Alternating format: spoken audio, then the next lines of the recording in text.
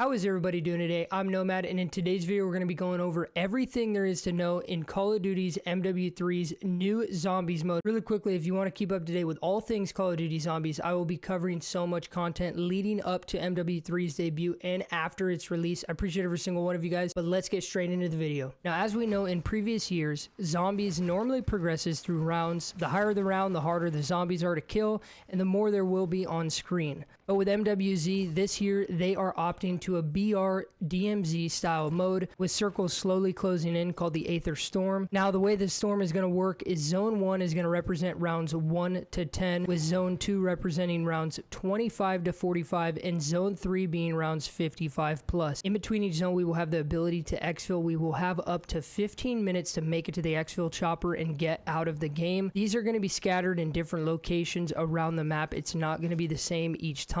This is also interesting as well, and we will go more into detail on this later on in the video. But within each zone, not only will it become harder and more aggressive, but the loot, the wall buys, and the pack-a-punch machine will progress with each tier. Speaking of the pack-a-punch, the way it will work is being able to use it once per zone, pack-a-punching your weapon accordingly. On top of the pack-a-punch machine, we will be able to access different perk machines around the map. Now, these as well will be randomly generated, so we cannot time out and practice where these locations are because they are going to be random each game. And the perks that are going to be coming this year, with an exception of a few we do not know yet, are what you would expect. We have Juggernog, Speed Cola, Quick Revive, Stamina Up, Elemental Pop, Deadshot Daiquiri, PhD Flopper. This is a classic PhD Flopper, not slider. Death Perception, and Tombstone. Tombstone's going to work a little bit different. The way it's going to work in this year's Zombies is if you buy this perk in game and you die, the next game you will be able to start out with the loadout you died with. Basically, the way it works, you buy Tombstone, you won't lose all your gear, you won't lose your pack-a-punch weapons, your perks, all the things that you gained in that previous round. It's basically a minute save in a way. On top of that, the score streaks we will have access to is a little bit shyer than what we've seen previously, but we're going to be able to use the Cluster Strike, Sentry Guns, Precision Strike, and the Juggernaut. They do not have the AC-130 in this year, which is interesting to me. I want to see how that plays out. Power-ups are what we normally would expect. We have the Armor Vest, bonus points, Carpenter, Fire Sale, double points, full power, insta-kill, max ammo, nuke, and perk can. And again, guys, all these items and locations of the perks are going to be random throughout the map. It's going to be completely different each game,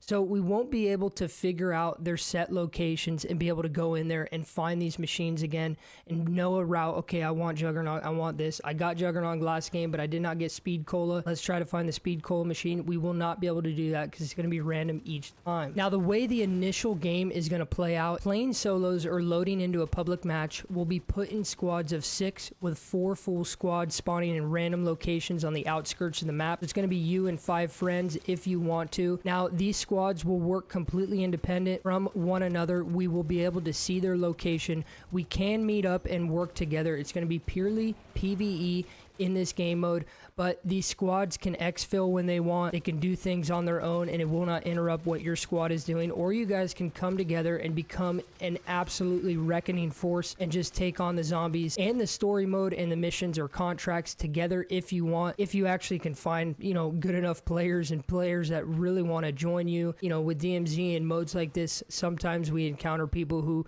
want to do their own thing, and that's totally fine, but it's exciting to see that there's going to be that many players, 24 total in the match at a time, that potentially can just work completely together and do crazy stuff pretty much. Games will run 45 minutes on average, with the ability to extend this time by starting specific contracts, Easter eggs, or story quests for this year's zombie story. If we don't exfil within this time, the storm will consume us and we'll die, losing all loadout, gear, and progress that we made from the previous match. So basically, we have up to 45 minutes in game unless we start a specific contract or start specific story missions. Then basically the match will be able to last as long as you either die or finish that story mission. But if you want to do quick matches, go in, exfil, you can, or if you want to extend this time, start up a story mission. You don't really need to do the story mission. You can go out and do other stuff, and the match timing will be extended at that point. Speaking of contracts and missions, there are plenty across the board, with downloading intel and holding a zone to escorting vehicles across the map to killing specific named zombies. These contracts go by the name of Outlast, which is the intel style pile 1. Deliver cargo, which you deliver an item to a specific location. Escort, where you escort a specific vehicle, which is normally driven by AI. It can be driven by you to a specific location and protect it along the way. Big bounty, eliminate a super boss zombie that spawns into the map. Defend, there are 3 waves, each on a time limit, and it's basically what you would think is defending a specific area. There are a couple contracts that we have no information on, and this is going to be called Relic Hunt, Zombie Control, and Sabotage. These seem interesting to me, but we do not have information on these contracts at this time. Now let's talk about locations. Locations are interesting because it's just like DMZ, just like Warzone. There are specific locations around the map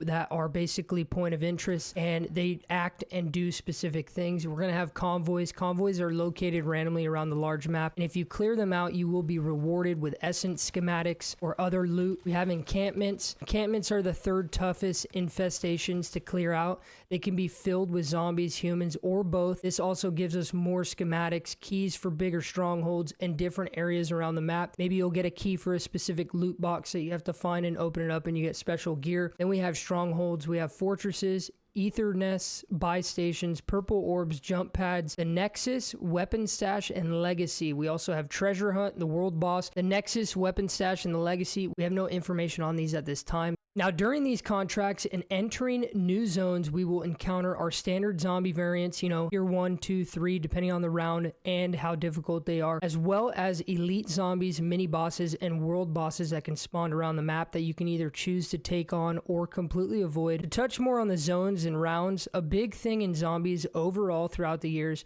is to grind away and see how many rounds we can last. With the game only having roughly 45-minute time limits and zone 3 being rounds 55 plus, how exactly will we be able to hold out as long as we could, like we did in the past? Performing a successful exfil allows you to keep all loadout gear, pack-a-punch weapons, perks, etc., anything you collected in that game. Now, my idea on this, and it's purely skeptical, is entering a new game with all these things. This new game may start in a higher round, meaning zone 1 will no longer be rounds 1 through 10, but start in rounds 55 plus. This would make sense, but also may be hard in terms of matchmaking, finding other players who are going into games similar to you with gear, loot, and a successful exfil last game. This is the biggest thing with this year's zombies, and we will just have to see how it's going to play out. Another big aspect of zombies is the story missions and how the story progression in the zombies universe in this game mode is going to work out. As we've seen in the trailer, they are starting up the idea of what this story is going to be.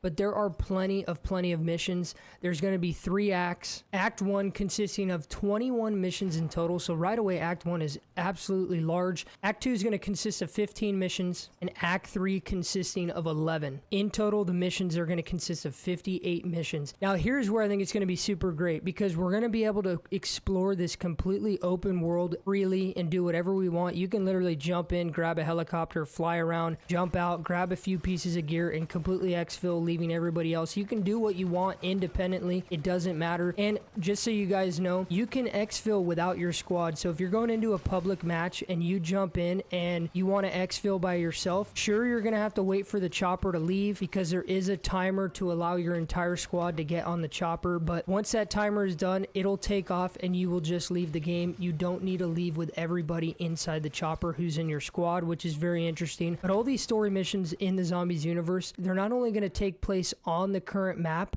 they're going to take us to new locations and different areas that we've never seen. They're going to be little small point of interest that are completely disrelated to the map. They're going to be different zones, different areas, and we're going to have to do specific things within these areas to progress the story, and then we'll be thrown back into the main map and have the ability to exfil. So this alone, not only is it going to be expansive in how open world it's going to be, but there's going to be these little areas, these little point of interest that do not consist in the current map that we're going to be taken to. They're probably going to be themed. There's probably going to be special zombies there, special boss zombies, different tasks for us to complete. And from there, we're going to be progressing through the story. Once finished in that area, we'll be sent back to the main map. We can continue our time in that that map, and then we can exfil. And this is a big part of how that timer where it's 45 minutes, this is how it's going to be able to be extended. Now, even though this is a far departure than what we've seen in the past, I'm skeptical but very excited for this iteration of zombies. It can either be really good or lackluster at best. We're just going to have to find out. But that is everything we know so far about Call of Duty Zombies this year. I'm super excited about it. Are you skeptical? Do you wish they went back to the round-based mode like they had earlier on in the franchise, or are you kind of excited to see how they're going to mix it up with this open world iteration and completely change the pace of the way zombies is going to be this year?